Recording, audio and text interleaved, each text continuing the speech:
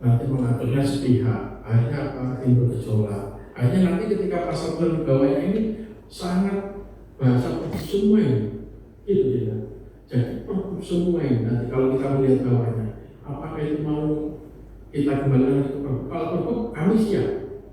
Namun untuk mencegah seperti kemarin mungkin jangan sampai ini kebijakan Pemda ini nantinya ini DPRD tidak tahu, akhirnya kami masukkan semua teknis ini. Ini banyak nantinya. Seperti contoh nanti banyak yang disoalkan visi pasal ini. Nah itu, monggo nanti kami siap sudah. Apakah ini dalam pergub atau di sini kami siap. Kalau di pergub memang seperti tujuan kami semua bahwa ini cukup di pergub aja. Jadi di perda ini hal-hal yang umum dan secara teknis rinci dalam pergub. Namun ketika kami ingin mengakomodir dengan Dewan, jangan sampai Dewan ini tidak mengetahui detailnya di pergub. Nah, jangan sampai terjadi berbeda pendapat. Namun akhirnya kami ini memasukkan semua di perda. Iya, kemudian jadi kami ini mohon nanti ini mohon untuk dijadi bersama bagaimana sekarang sih? Ya, kami kan berusaha untuk menyampaikan semuanya transparansi semacam itu. Mungkin begitu. Izin pimpinan Pusati mungkin begini. Ini kan untuk efisiensi kita pembahasan apa yang disampaikan oleh Mas Ang tadi bahwa ada kecemasan dari eksekutif kan gitu. Saya pikir ketika sebuah kebijakan yang berhubungan dengan isu publik itu mungkin bisa ditabayunkan ke DPR dulu kan ya. Tidak seperti kemarin cukup-cukup sehingga ada semacam dualisme kebijakan gitu. Menurut kami Mas Dimas dan Mas Hari mungkin bisa berkomunikasi rapat lebih dahulu dengan eksekutif mana regulasi mana yang berhubungan dengan pergub dengan dan keterlibatan. Mohon maaf sebelumnya kaitan dengan PKL misalkan kan seolah-olah Satpol PP ini kan zolim karena dia bisa berbuat apa saja karena ternyata perda terkait dengan PKL tidak ada. Contoh misalkan di jalan daratnya sebelumnya Kemiren misalkan banyak di sepanjang jalan itu banyak UMKM. Tiba-tiba PU membuat pagar di bantaran sungai sehingga tidak ada solusi, tiba-tiba sikat saja habis. Maka ketika ada perda PKL mungkin ketika Satpol PP melakukan tindakan maka harus ada regulasi mereka ditempatkan di mana di kelurahan di situ. Mungkin itu yang bisa ke depan kita tidak terkesan zolim untuk membuat regulasi. Mungkin itu bisa ini mungkin ada masukan. Saya akan menanggapi apa yang disampaikan Pak Dimas tadi, bahwasanya perda ini terlalu rigid. Perlu kita ketahui Pak, di raperda kita ini di ketentuan penutup pasal 81 itu coba jenengan lihat Pak. Pasal 81 di situ dijelaskan pada saat peraturan daerah ini dimulai berlaku peraturan daerah Kabupaten Bandung nomor 10 tahun 2012 tentang penyelenggaraan reklame B, C, D, E. Artinya beberapa raperda ini maka ini dicabut Pak. Dicabut dijadikan satu raperda yang kita bahas ini. Sehingga di raperda kita ini memang rigid Pak. Nek gak rigid itu modal ngabul karena si laras itu dicabut kan gitu Pak. Jadi saya rasa ini lanjut sudah Pak. Tidak ada yang harus dihapus atau tidak karena memang raperda yang lama ini sudah dicabut ini. Dijadikan satu di raperda yang sekarang ini. Belum. Saya rasa itu pimpinan. Terima kasih. Terima kasih Bu Yuseni, bisa dipertimbangkan. Akan tetapi dalam peraturan peraturan daerah hal-hal yang teknis itu menyangkut bisa dimasukkan ke pergub. Regulasinya ada. Hal-hal yang bersifat aturan itu bisa dimasukkan ke perda.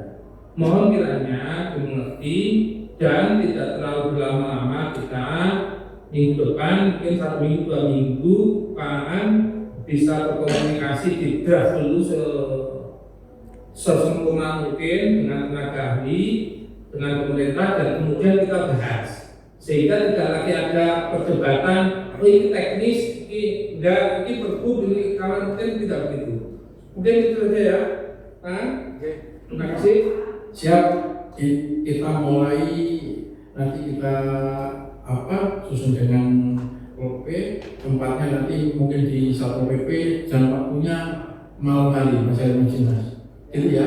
Kalau siang nanti nggak bisa rokokan kopi ya. Jadi nanti kita malam hari waktunya kapan ya jalannya? Terserah nanti masing-masing kita sepakat kapan kita start. Seminggu full selesai lah, nggak sampai lah 2 hari 2 malam selesai, 2 hari 3 malam. Itu ya, tidak ya.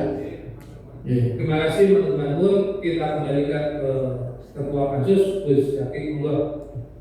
Terima kasih bagi pimpinan yang budiman. Jadi memang harapan kami sebenarnya dari Pak Ang dan Pak Asisten nanti bisa ngopi dengan para PA kami bagi sahabat Mas Dimas agar meminimalisir perdebatan sehingga poin-poin krusial yang itu cara makro atau mikro itu sudah terpilah dengan sendirinya.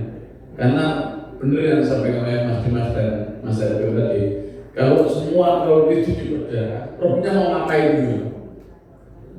Kalau semuanya kalau diperda juga terlalu umum, problemnya nanti akan sangat berat kan? Sehingga kita berharap nanti ada ruang diskusi. Ya, kami meminta kepada para tenaga ahli untuk berkomunikasi dengan Pak Aan dan unsur dari Satpol PP untuk pendalaman lah.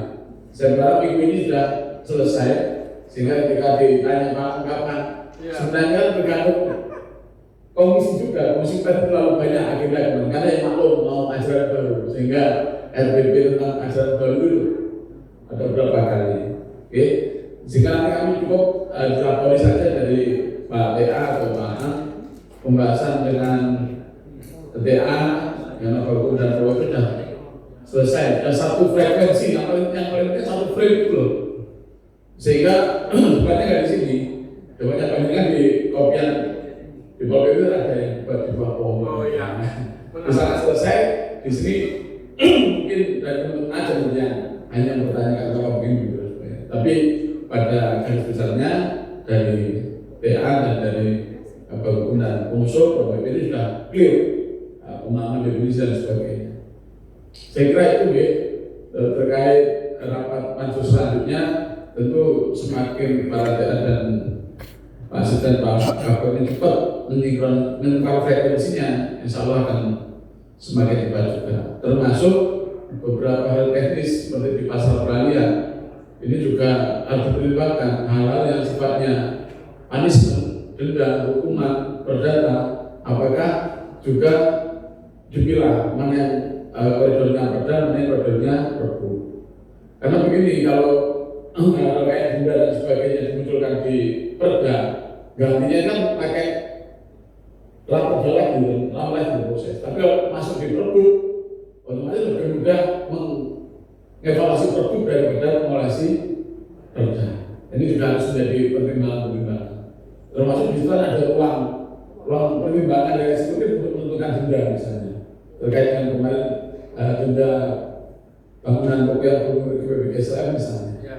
Kalau kita di sini kunci 25 kali lipat, nah ini sudah ini bisa jadi isu yang liar lagi. Nah, maksud saya hal seperti itu lebih baik diperbu. Nanti misalnya perbuknya tentu eksekutif bicara dengan investor mampu berapa. Kalau kita sepihak, awalnya boleh lagi disulat. Tapi hari ini harus kita hindari itu. Jangan sampai kebijakan itu tanda kutip melawan Gen Z. SI kemarin itu rame kenapa? Karena ada isu kita berkafe ditutup jam 9 Pak. Kan Gen Z kan sebenarnya ngopi jam 9 itu masih hangat-hangatnya. Jadi seneng-seneng rasa. Nah, tiba-tiba sama Pak Bram suruh Super juga. Ya, artinya kayak itu kalau diantisipasi lah.